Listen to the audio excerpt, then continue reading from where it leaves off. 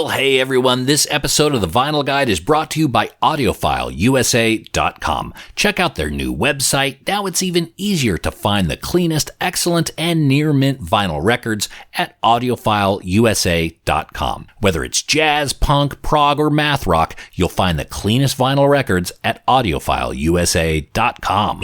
And we're also brought to you by GrooveWasher.com. Not just record cleaners anymore, but your one-stop shop for protection for your vinyl collection. Get record cleaners, cleaning fluid, archival quality GrooveGuard record sleeves, stylus cleaning brushes, and heaps more. Ask your local record shop to stock the Groove Washer gear or simply go to GrooveWasher.com.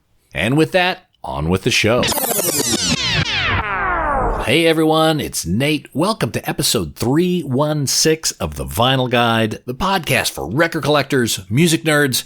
My name is Nate. I'm a vinyl maniac. I produce this podcast, and I've been talking to my musical heroes now for well over 300 episodes. We chat about vinyl, rare recordings, master tapes, their musical journey. We talk anecdotes, we get road stories, and today is very special. We have a member of one of my favorite bands giving an extraordinarily rare interview. Greg Edwards of Failure joins us today, and my appreciation for the band Failure goes way back, way into the early 90s. It started when I read an article somewhere that Maynard James Keenan of Tool considered them a source of inspiration, and me, being a Tool nut then and now, that was enough to make me go out and seek the band Failure. I got a copy of Fantastic Planet, then only available on CD, and I ended up playing it over and over and over again. I absolutely loved that album. Then I went back to the Failure catalog, got Comfort and Magnified, and I even saw what turned out to be Failure's last appearance as a band in 1997. Then, fast forward about 12 years later, their album Fantastic Planet was released for the first time on vinyl. Like well over a decade since the band has broken up, there was no new music, but it just became an immediate sellout, with prices on those pressings still going for like $300 or $400. But more importantly, the vinyl release of Fantastic Planet showed that the band was still in demand, and the fans never forgot them. And that was an amazing signal, because since then, Failure have come back together, released 2 wonderful studio albums, The Heart is a Monster in 2014, and 2018's In the Future, Your Body Will Be the Furthest Thing from Your Mind.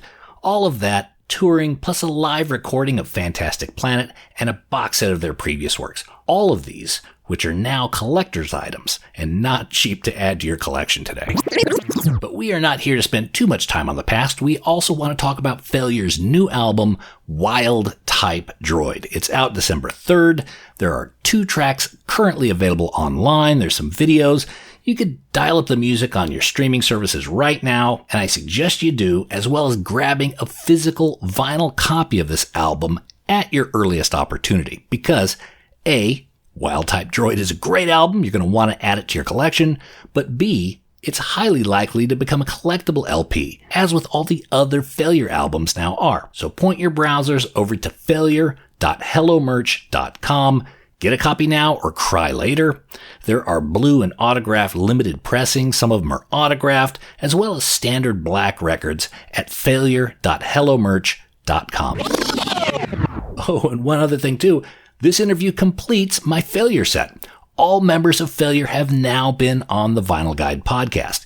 Kelly Scott was the first way back on episode 50, then Ken Andrews was on the Vinyl Guide episode 147, and now Greg completes the trio. And my question to you is, do you know the other bands who I've had all members on this show in various episodes? There are at least 2 bands that fit that description that I could think of. I'll reveal them at the end of the interview. I'm happy to hear if I'm wrong and there's more, but if you don't already subscribe or follow the Vinyl Guide podcast, please do so on your podcast app. I don't have a paywall. I give these episodes out freely. I'm just a regular guy music nerd doing this because I love to. I like to share information, and I hope you all enjoy these episodes. Well over 300 episodes of the Vinyl Guide out now. You can enjoy anytime by simply following us on your podcast app. And with that, let's talk to Mr. Greg Edwards on his journeys with Failure and more.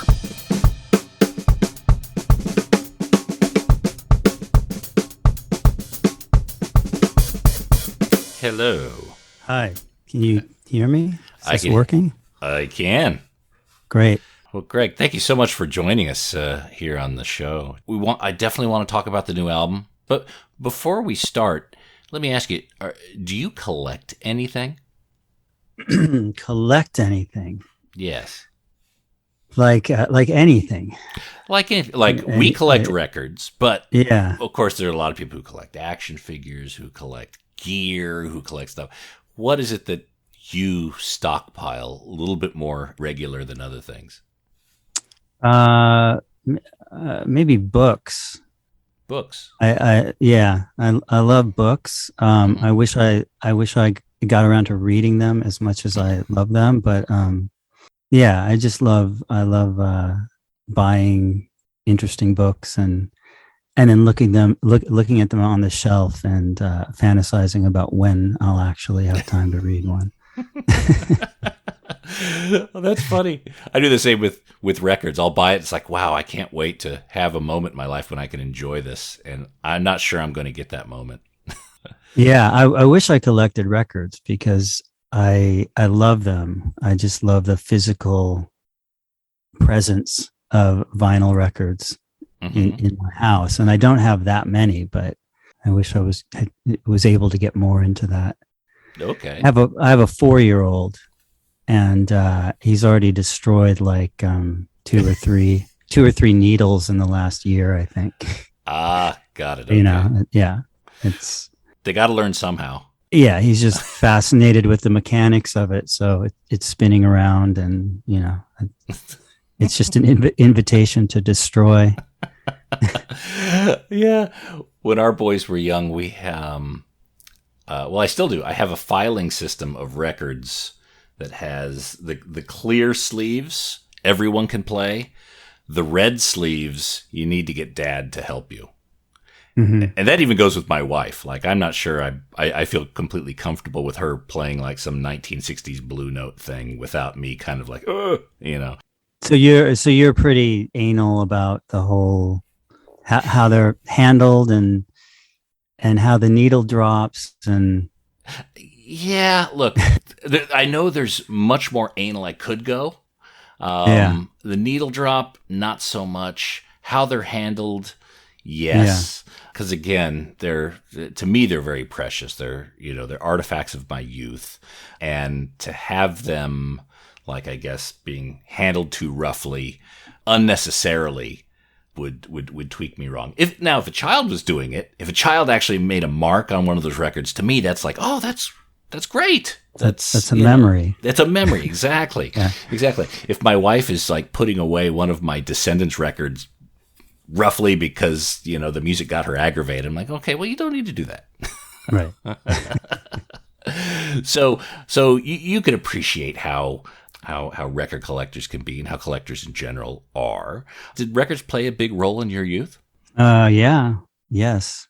I mean, some of my most vivid early sort of like Sunday morning memories when my parents are still asleep and I come out into the living room and I'm probably 7-ish, 8. I would just go to the record collection and start pulling them out and looking, not playing the music, but just looking at all the artwork and all the Mm-hmm. strange album covers. And they had this one, I think it was a Roger Daltrey solo record that was where he was like a half horse and half man. Oh, he's his arms reaching up. Yeah.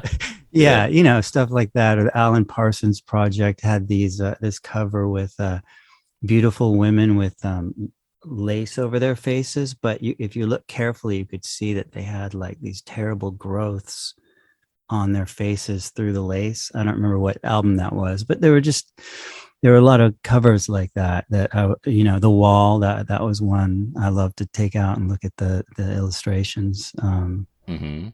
And so that before, it wasn't even about the music, it was just about these physical things that they weren't books, but they had really cool imagery on them. And Mm-hmm.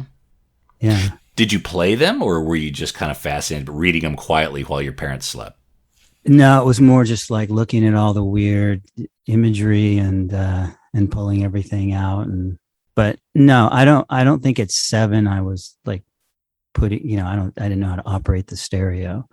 But I think that's a bit, the funny thing is that's a big part of the whole vinyl experience. It's just the physical object of it. I mean, if you take away all the whole like rabbit hole of fidelity and what sounds better and all that, I just think the physical experience of listening to vinyl, of pulling out the record, of opening it up, of having, differing levels of care with how you handle it, and then putting it on the turntable, and then, it spins up. There's this mechanic to it. There's machinery behind it, and all of that machinery actually translates into sound. It's it's like a very connected experience between the physical world and the more ethereal world of sound.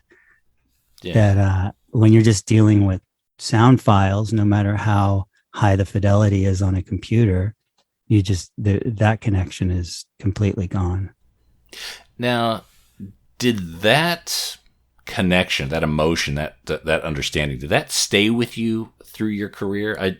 Because the projects you've been involved in, there's been a lot of care with cover art, with beyond just the music, the imagery, the experience. Is that something that stuck with you and something you've always tried to apply?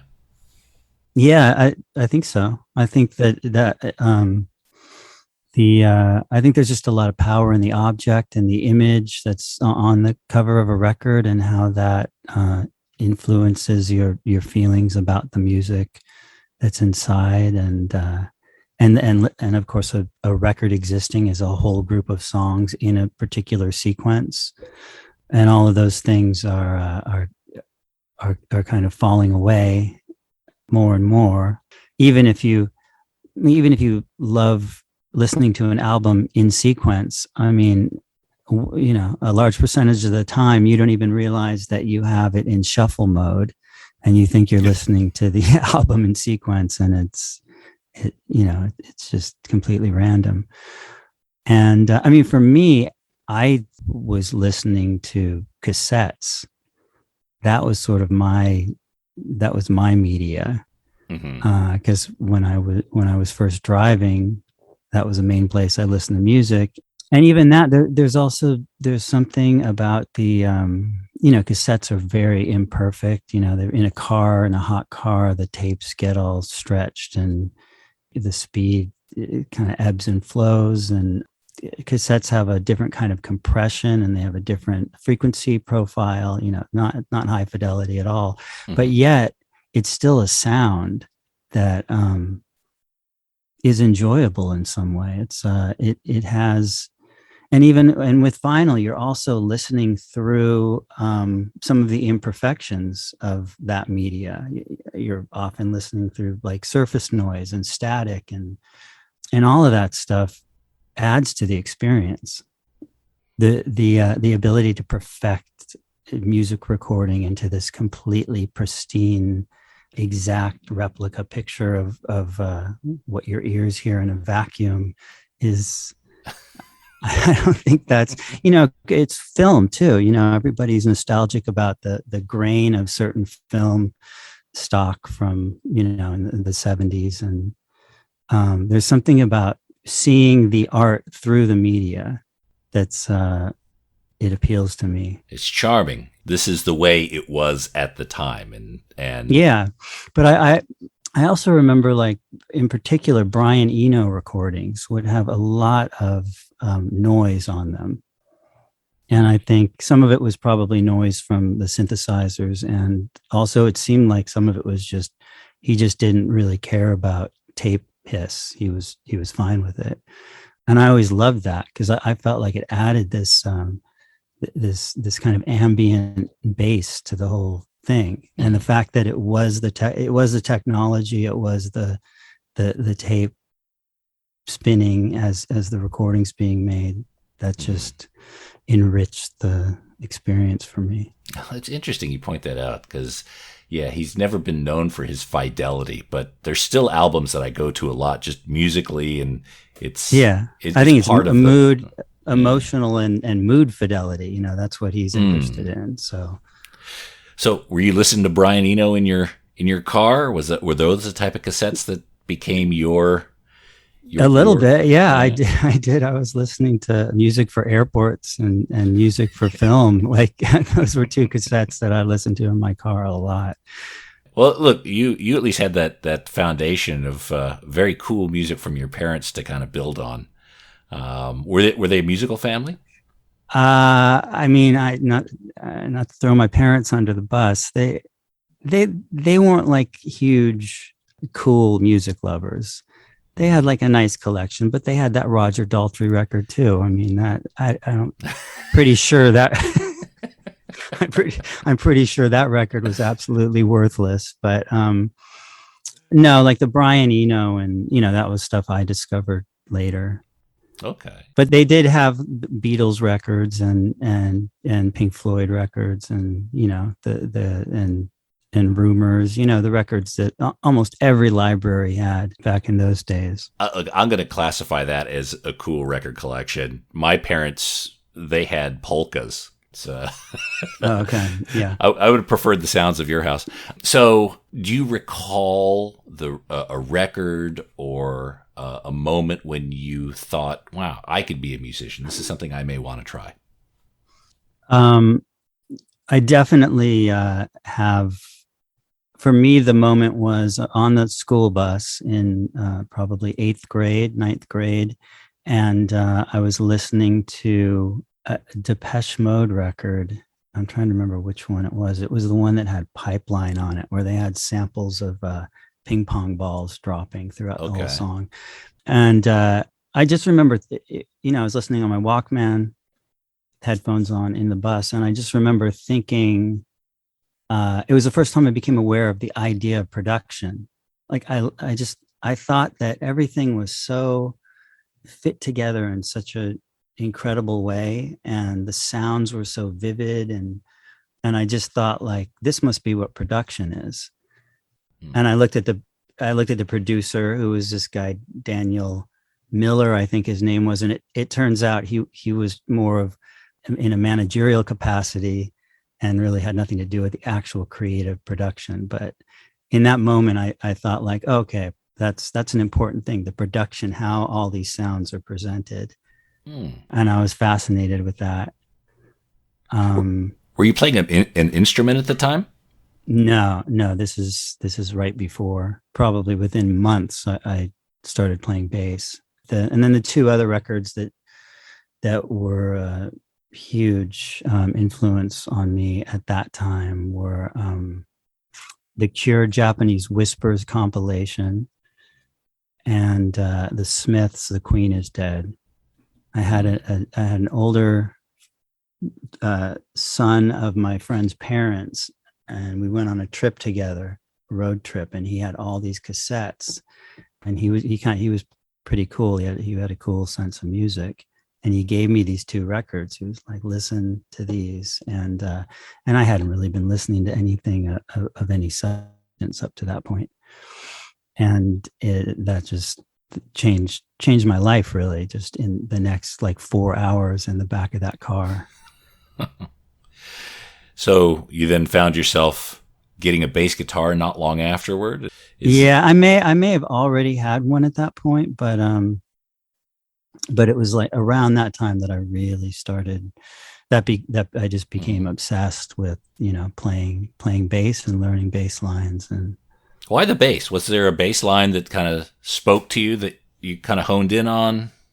I mean, there was just a lot of bass was a pretty featured instrument at that point in time, and the the truth of it is that all of the prettiest, coolest girls at my school were just obsessed with Duran Duran, and most of all with the bass player, John Taylor. and I think that may have been that may have really pushed me in the direction of bass, because I was sort of like, I just wanted to play music. I wanted to be in a band. I played a little guitar already, a little acoustic, Mm-hmm. and but yeah, that may have been the thing that pushed me over the edge. There was you know, that seemed like a good job. That's a strong force. Yeah. So, fast forwarding through the early bands, the awkward moments, the growth, joining Failure. Was Failure your first serious band, or were there many on the path to there? Um, yeah, I was so motivated when I got out of high school. I was so motivated to join a band, and I had read all these stories about how bands formed. Like, most of them were British bands. You know, they would use the ads in the back of the Melody Maker, and they would they'd form bands that way. And I started putting ads out in the Recycler and Music Connection, which just, it seems like such a crazy shot in the dark, but I did it. I was disciplined. I did it every week, and I looked through all the ads, and it was just really grim. I met one guy, and we worked together for a little bit, but that didn't work out. I went and auditioned for a bunch of people, and I kind of got this sense that I'm okay. I'm maybe more advanced or evolved than I realized musically, going and trying out for all these different bands. Mm-hmm. And then, I answered an ad that Ken and Rob, the original Failure drummer, had put out for a bass player. And that was, so that was absolutely my first band. Mm-hmm. From joining Failure as a bass guitarist, mm-hmm. At what point did you start to make the switch over to six string? I mean, that wasn't, when I joined Failure, I just was a bass player. I hadn't thought about writing songs or anything other than just playing cool bass lines. That was my only interest. And then when we started playing as a 3-piece, and we started kind of developing the sound, naturally came about when we played together, and songs started naturally being written. I think I was writing songs before I even would call it writing songs, because I just didn't think of myself as a songwriter was something else. And then we started working on the second record, and Rob left the band, and it was really just it was just me and Ken, and we started working much more intensely, sort of on songcraft and recording on a 4-track, and that's when we started just sort of trading instruments off. Like, we'd have we'd write a first part or something, and then it was time for a change, and we would maybe nothing good was happening, so we just switch instruments. And my style on electric guitar was basically that I had no fundamentals at all on guitar, so I would generally just sort of grab some weird shape high up the neck often, and wait until some notes started occurring that made sense in some strange way, and then I would just take it from there. It was and I love that. It was so it felt like I was discovering some form of sorcery or magic, because I had no designs on being a guitar player. I had nothing invested, no ego about being a guitar player, and all of a sudden some really interesting parts were coming out, and that kind of changed my whole perspective on what writing and making music is, and and how little technical ability really plays into it. Sometimes just paying attention and listening for something you like is more important than actually having a larger repertoire stylistically. And Yeah, it's interesting because it's not like you didn't start by with chords or the kind of I want to hold your hand type arrangements, but you knew the basics because from a bass you knew tonality, so you wouldn't be on a B when the other instrument was on a D or whatever, right? You kind of knew that there had to be that sort of or alignment. That's exactly where I would be Okay. because I didn't know any better. I mean, I think that was the other thing. I wasn't, if you told me all that, well, it's in this key and it's in this time signature and we're using this this form of this chord, that wouldn't mean anything to me. It's all just by ear and finding it. Which is, I think that's a more free. It's easier to be unique and free that way. If you know all the theory, I think you have to have a level of brilliance actually to be kind of in that prison of theory, but then be able to throw it all away and break out of it.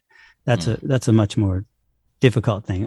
Obviously, like the great classical composers that they were able to do that with total theoretical brilliance and just throw it all away. But for me, it's much easier to do meaningful stuff for myself if I don't know anything, or at least that's my justification. Knowing nothing. So in the songwriting space, how do you and Ken work together on that? Is it a constant experimentation? Do you come together with ideas, or how does a failure song typically come together? We'll be back after these messages. Hey there, I gotta tell you about the Groove Washer. Not because I have to, but because I want to. The Groove Washer is the best record cleaner you can get. And if you have a vinyl collection, you need to keep it clean. Dirt and dust lead to groove wear, which affects the sound and value of your record collection. Use the Groove Washer to clean before each play, and your ears and future pocketbook will thank you. Ask for the Groove Washer by name at your local record store, or go direct to groovewasher.com and use promo code VinylGuide10 at checkout. Groove Washer is a great holiday gift. Why not send one to a friend? groovewasher.com, discount code VinylGuide10. Do it now. And all record nerds want to hear about AudiofileUSA.com, the family-owned and operated online record shop that's been in business over 30 trustworthy years. AudiofileUSA.com only sells excellent and near-mint vinyl records, only in tip-top quality for your turntable. And with over 42,000 titles, you're sure to find a bunch on your want list at AudiofileUSA.com. Audiophile vinyl is not just for the elite. Everyone can enjoy the gold standard of sound at AudiofileUSA.com. Search by title, genre, label, dig and find the deals at AudiofileUSA.com, home of the Holy Grails. Now we return to the program already in progress. No limits. So in the songwriting space, how do you and Ken work together on that? Is it a constant experimentation? Do you come together with ideas, or how does a failure song typically come together?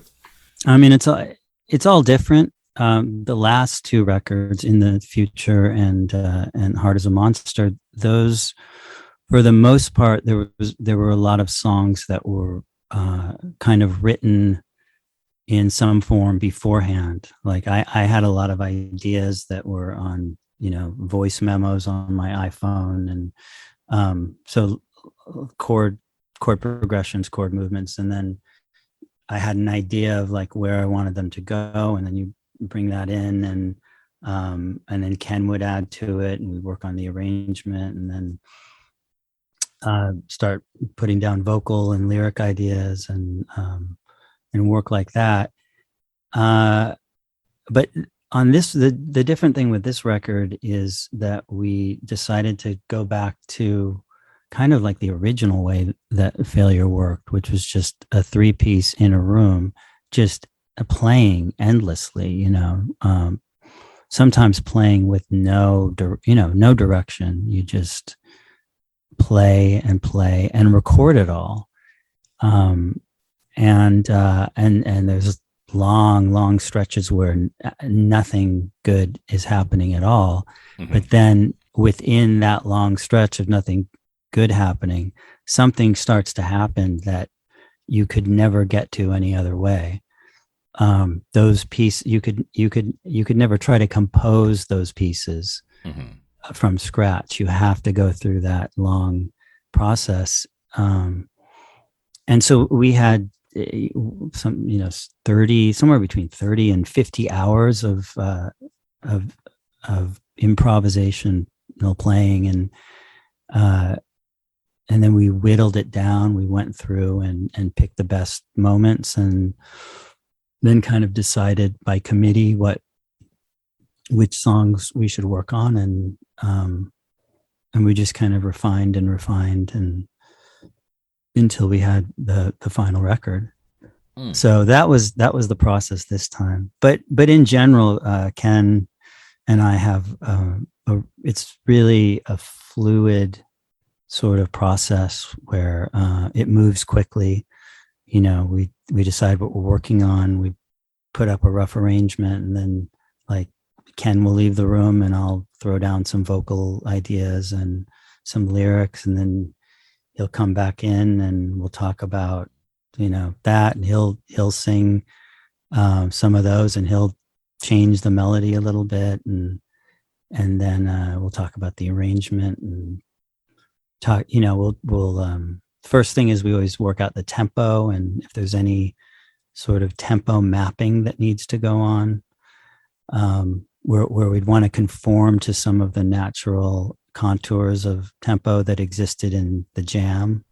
We would actually try to retain that, and we just keep, it's just like you just keep playing back, listening, adding, playing back, listening, having conversations about what's not working, and trying to fix it, and mm-hmm. it's just.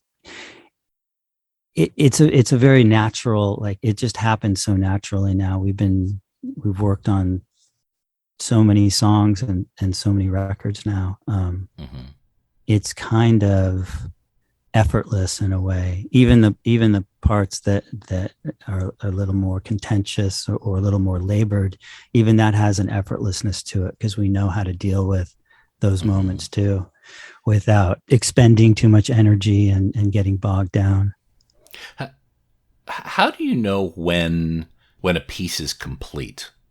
And the example I comes to mind, my wife, she's an artist. She paints, she draws.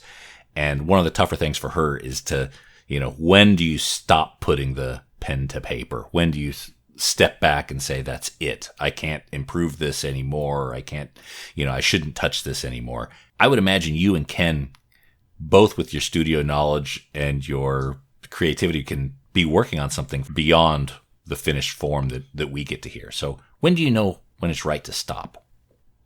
Yeah, there's a part of your brain that's just telling you it's never right to stop. It's never going to be absolutely perfect. So you're really trying to have like this intuitive sense of, is this the place to compromise and call it a day? And sometimes that place feels a lot better than other times. But in general, I think we're pretty good at feeling resolved about where we stop mm-hmm. with things. I don't think it's maybe a few moments, a song here or there where we feel like, that it was a real mistake was made, or we should have gone further with it, or maybe we shouldn't have gone as far with it. But in general, I think we're pretty good at cutting the umbilical at the right point. So the new album, Wild Type Droid, what does the title mean? That was just sort of, I mean, it was apropos of the whole pandemic, and this I was listening to this doctor's podcast, a very intelligent, wise doctor had a guest on who was a top virologist, and they were talking about this concept of wild type, wild type virus, and a wild type is essentially just the sort of the OG, the original version of something in virology or biology. I mean, it's sort of arbitrary because what's the original version? But like for COVID, the wild type would really be that first strain in Wuhan. That would be the wild type, and then it wasn't really. It's not directly related to the pandemic. I just was kind of fascinated by this idea that apparently, theoretically, there have been some vaccines that have been created in the past where the vaccine, once it enters the body, can revert to the wild type of the virus. And now, this is not what happens with the COVID vaccine, with any of them, or the spike protein. That's not what happens. I'm pretty sure that is settled science. There's no risk of that at all. But there have been cases where that happens, which was just sort of fascinating to me. That you'd make what seemed to be a benign version and introduce it into the body, but it would find its way back to being the wild type. And for me, I just took that concept and I sort of like view humans are sort of the wild type droid, and no matter how many layers of culture and technology and sarcasm and irony and memes and whatever else we lay on top of our basic experience as these creatures, we are the wild type droid. And even as we get into like AI and all of this stuff, we're basically the original robot, whatever happens in the future. Is it like we're still like the shaved ape? No matter how many layers we have, that's still, our instincts are still based on that lizard brain. Well, yeah, and I think the tendency is to get very disconnected from what we are at base, and sort of just forget what we are at base. Which I mean, that can be part of evolution too. Is we don't have to always pay attention to all our base instincts and where all that stuff came from in the most primitive sense. But it seems like there's, with just how we use technology seems to disconnect us from ourselves much more than it connects us. So is there a theme to the new record? I mean, I sense a theme in it because just the kinds of things that I was writing about lyrically are they all kind of exist in a certain realm that relates to itself, and maybe I think it's possible to find a theme that relates to the title of the record, but I think I'd leave that to the listener. There's no great narrative that runs throughout. It's not like The Wall or something. It's not a concept record like that.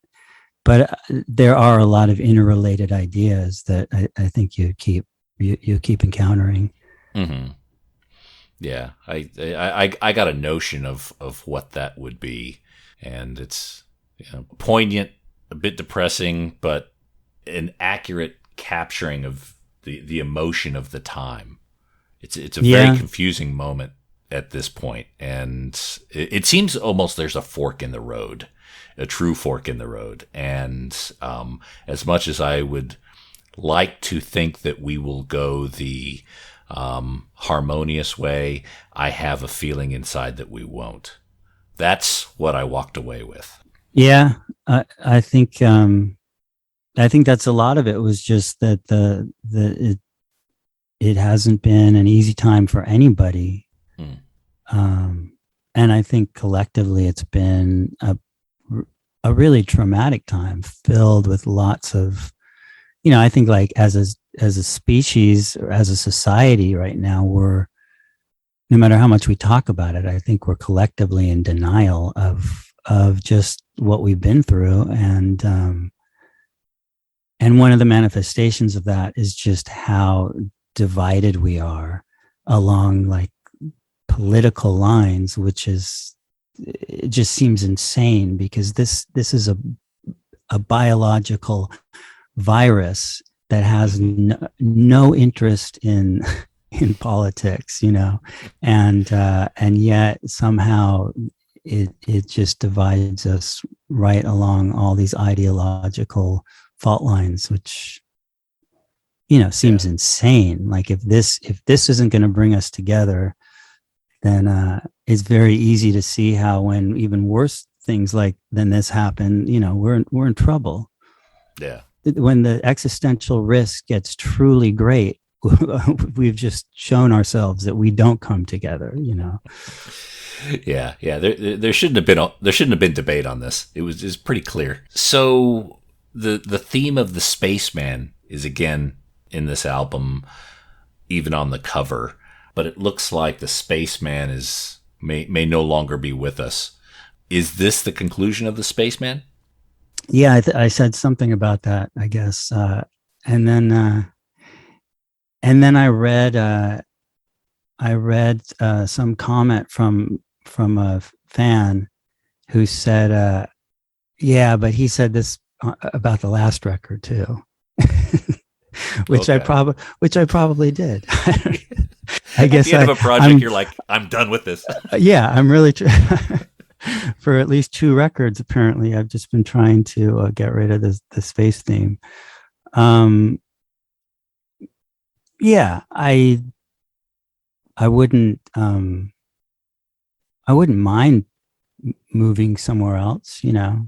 He's been useful and good to us, but I think that's more aspirational to me. I'd like to find another controlling metaphor. Yeah. You could always do what like Iron Maiden did with Eddie. They bring him back from the dead. They do all sorts of different things. So yeah. You can, but if I'm not mistaken, I think lyrically, there's really not a lot of or any space stuff on this record. Yeah, but musically it's there. I mean, with the timbres and the tones, I don't think you can really escape. It seems to go so well. That's why it kind of shocked me that okay, maybe they're moving away from space. It's almost like Zappa shaving his mustache, It's been so integral, why abandon it? Yeah, it's like Kiss with their makeup. Yeah. Well, they tried without makeup, and right. So everyone's like, go back. If that's the analogy, I guess we need to stick with the Spaceman. So you guys have had this legacy with Fantastic Planet that people always point to, and the band returns to. Having such an album like Fantastic Planet, are there times where it's challenging because that's something that has defined the band so definitely over years? No, I've never felt that way. I mean, getting back to the space, whatever they call us, space rock, and the space thing, like that was all largely humorous and ironic. The name Fantastic Planet was had an irony to it. And another space song was the sense of that was was like there've been, we've had Space Oddity, and there've been so many songs using space as the metaphor. This is just another space song. That was a sense of it. So it was all. It's kind of funny that people sort of took it with sincerity, which is fine. But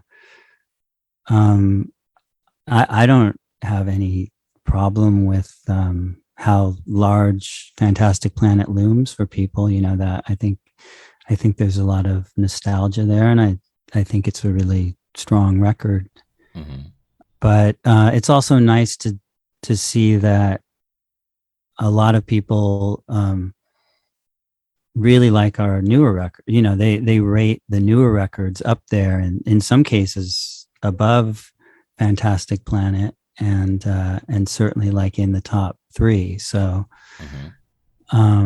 it would be disheartening if people love Fantastic Planet, and then like my sense of a lot of bands that sort of come back and make records, it's just there's no need for it. I mean, there none of the urgency or whatever they had in the original in the golden years is there anymore. But I don't think that that was something we were really focused on, was if we were going to get back together and make more music, that we make sure that it's worthwhile. In that period where Failure was split, were you continuing to write songs and perhaps put ideas aside that, for example, wouldn't necessarily work for Autolux? Things that you were putting aside that maybe is in a maybe failure pile somewhere? No, because I'm always Autolux became my full focus. So everything I was writing and doing was geared towards that. I didn't have really didn't have the bandwidth to be like, off on the side here. Here's some Failure songs. Mm-hmm. And also it's very, it's sort of when I need to be in the context of a certain creative process, and then I feel like I know exactly what it needs in that moment, but it's not necessarily something I would do outside of that time specific context. It's sort of, there's a lot of spontaneity in, especially in Failure, especially in this last record. It was, everything came fast. We did all of the ideas, vast majority of the ideas came out of jamming, and then as we hammered them into shape, into songs, it was, it's quick, it's fast. Mm-hmm. There's not a lot of laboring over it. So for me, the preparation is just that I constantly write words and lyrics and ideas down all the time, so that when it comes time to come up with melodies and add words to those phrasings and the melodies, I can open up those documents and pull a lot of stuff out.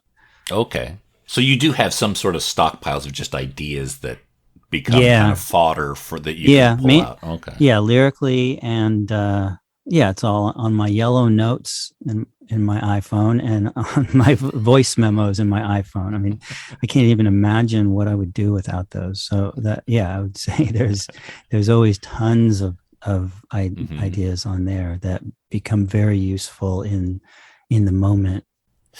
There seems to be a distinct lack of segues, on the new album. It seems to be very, very lean in that regard. Was that something that just kind of happened organically, or what was the thinking behind it? Yeah, that was kind of one of the first ideas that we talked about, which was let's make a short record. Let's make a record that we can put on one vinyl. And the sides will be optimum for sound quality. Mm-hmm. And also, I brought up this early Cure record that I listened to on that car ride when I was I don't know how old I was, maybe 12 or no, probably 10 or 11, this Japanese Whispers record. And that record was, it must have been like 35 minutes or something. But I just listened to it again and again and again because it was over so quickly. And I could remember all the songs, and I wanted to just get back and listen to it again. And I talked about that with Ken. Let's make a record where you get through it quickly and then you just listen again. It's not such a commitment. Right. And it's different than what we've done in the past. And we could have easily added a bunch of segues to this. And I know that's kind of one of our signatures is the segues, but we just decided to just keep it lean and short. And I'm sure we'll do more segues in the future because that's always been one of my favorite parts of the process is creating those. But there are some segue-like moments within some of the songs and between some of the songs, but they're not indexed separately. Yeah, it's just part of the end of one song leading into the next. I think we probably put too many segues on Hard as a Monster. So if you wanted to, you could just like take some of those and stick them into this record. If you're really missing the segues.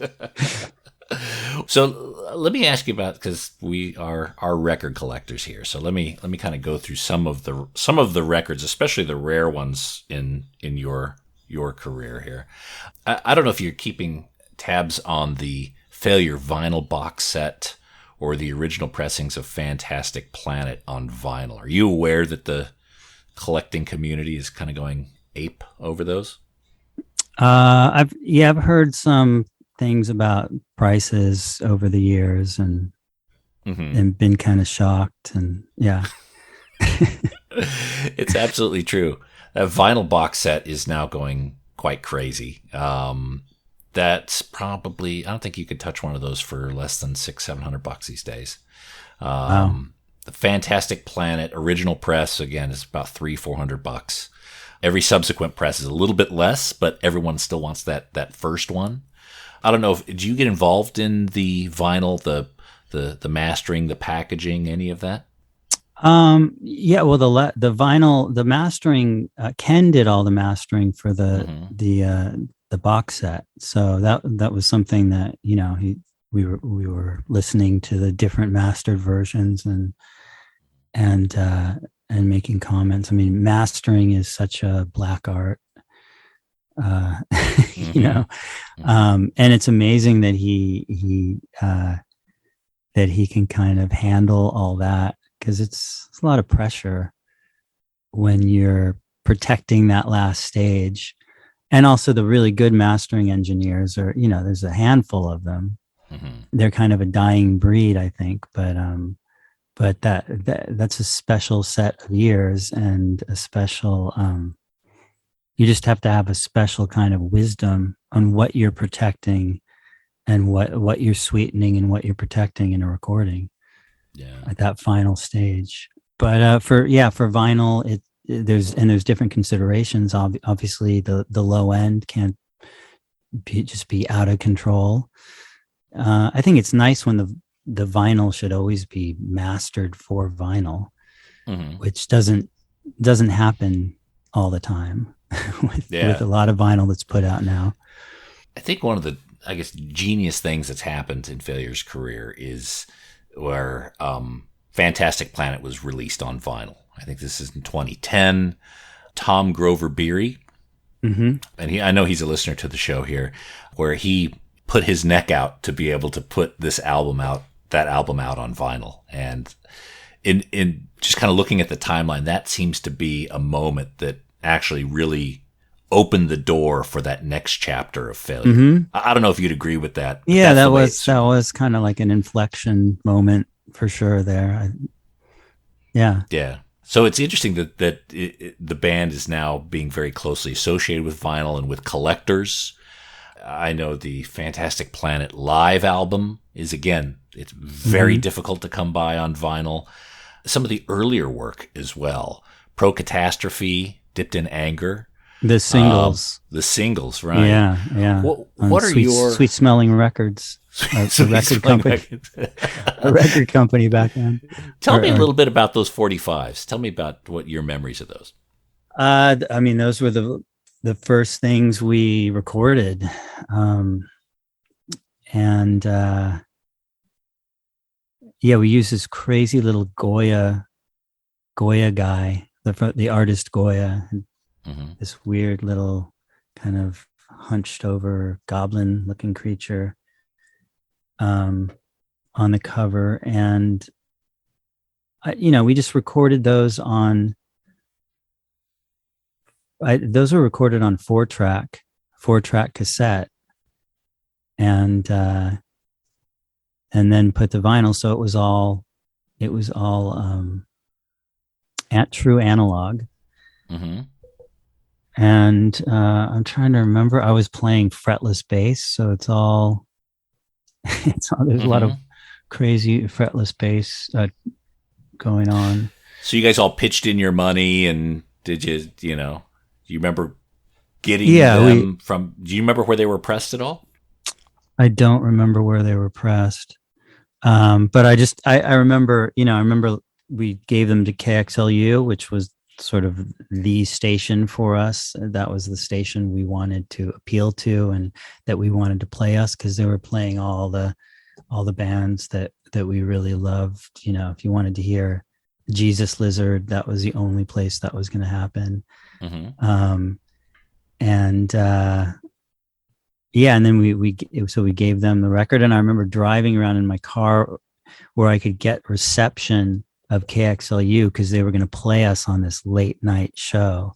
And just it was the idea that something that I had been part of was going to be played on the radio was like mind-blowing, even if it was at 2 a.m. Yeah, it didn't matter. I mean, I was so so innocent and easily mind blown at that point. That hunched over goblin figure, that's now the logo for Failure Records. Is that right? Yeah, maybe. It shows up in a lot of different kind of little areas. Yeah, the little Goya guy. Does the Spaceman have a name? He doesn't. I mean, no. Let's give him one. How about Jerry? Jerry? Yeah. How about Tim? Tim? Yeah. I don't know. No, I think everybody should be able to name him whatever they want. Okay. All right. It's like an open source naming convention. Okay. Yeah. Yeah, because he's everyone. Okay. He's Jerry to me. He's Tim to you.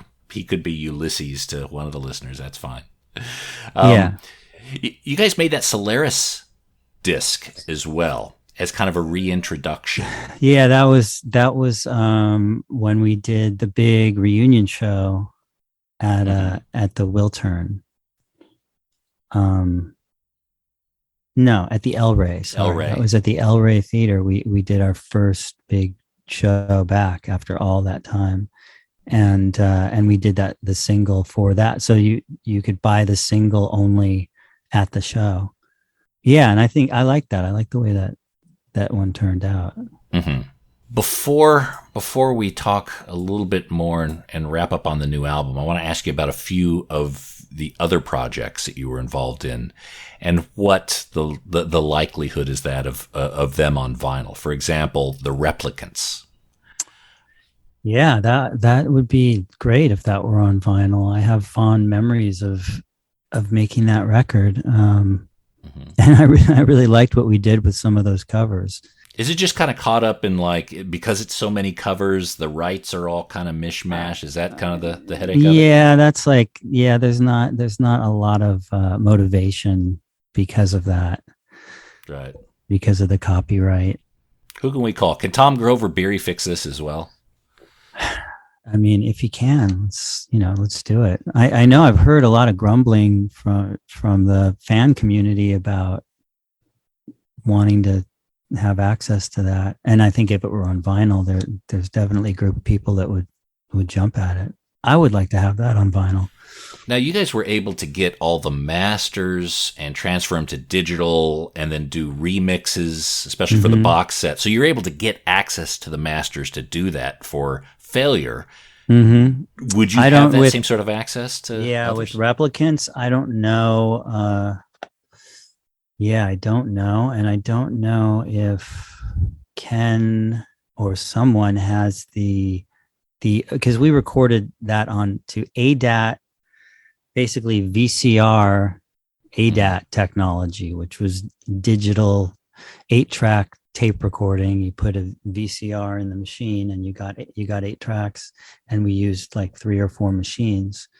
So we would have the original tracks on those ADATs, but who knows where those are. So Replicants. So because I know Fantastic Planet was also probably on those same ADATs. Exact same. How it was actually Lita Ford's house that we rented in Tahunga to make Fantastic Planet, and we spent about 7 months there or something. We made Fantastic Planet, and then we went right into making the Replicants record right after that.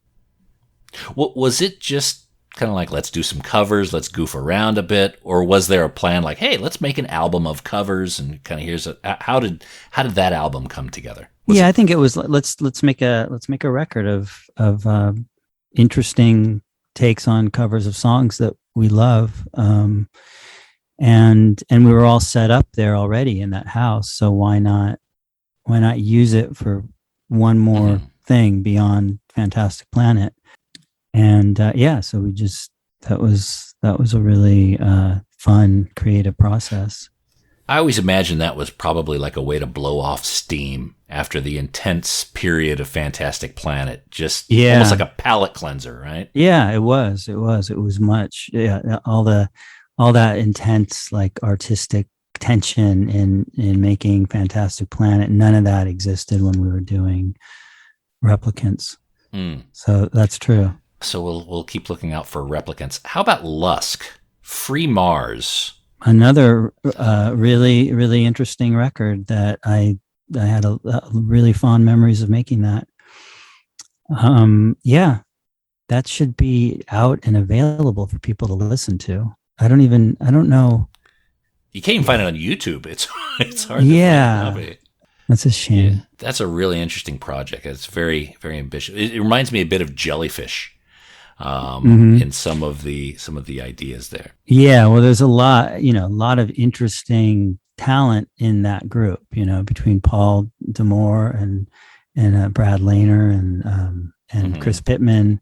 Those guys are all pretty heavyweights creatively. And it was just an interesting moment for us to all come together and make that record. And I think it's, it doesn't sound like anything else.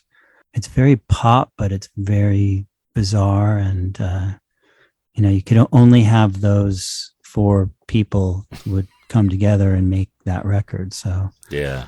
So the future of Autolux, is that project complete? Is there an open door?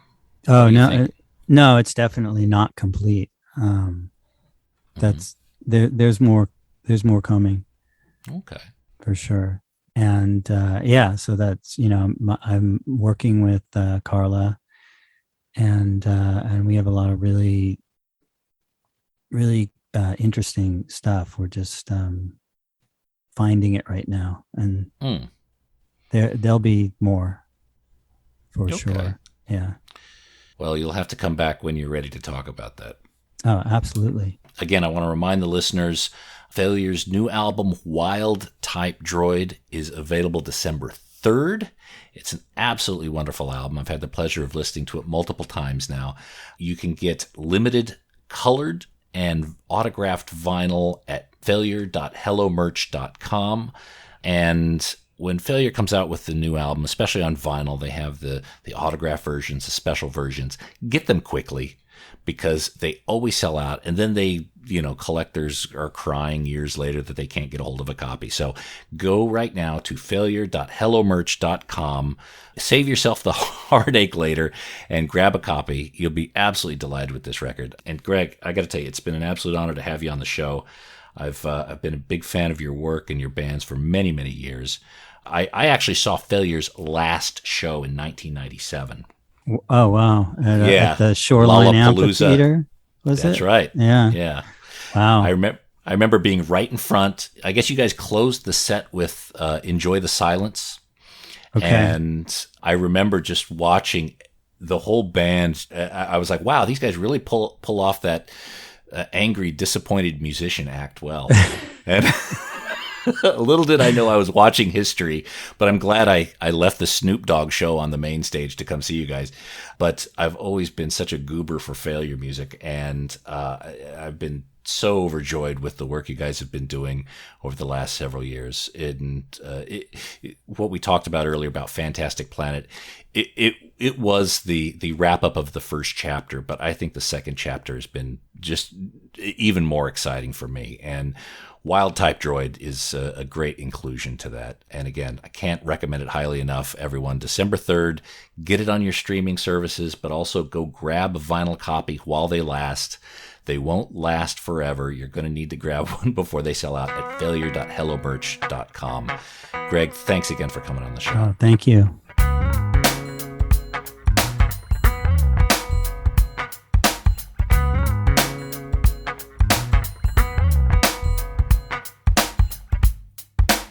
All right, there we go. Mr. Greg Edwards of Failure, Autolux, Lusk, The Replicants, bunch of other bands. I've yet to hear a Greg Edwards project that I don't like. They're all great, especially the new Failure album, Wild Type Droid.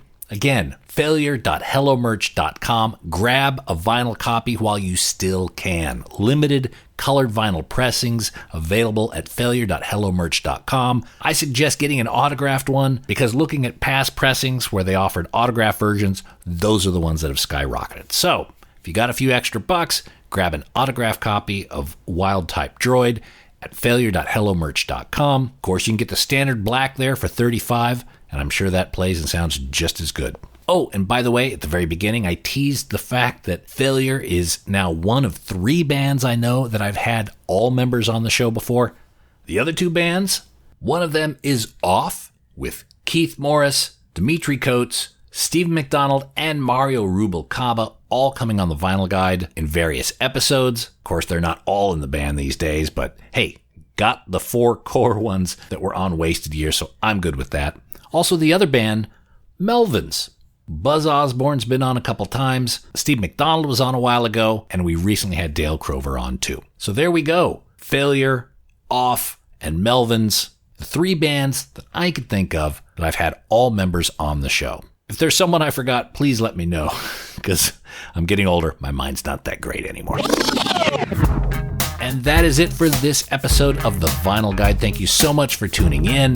Please share these episodes on your social media. Share them on Facebook, tweet them out on Twitter, share them on Instagram. And of course, please leave us positive reviews on iTunes. That is super duper helpful. Just log in. Takes you a minute or so. Say something nice about your buddy Nate. Leave us 5 out of 5 stars. That's a huge help. And we'll be back shortly with a brand new episode. So until we talk next time, get out there and buy some records, people. Cheers.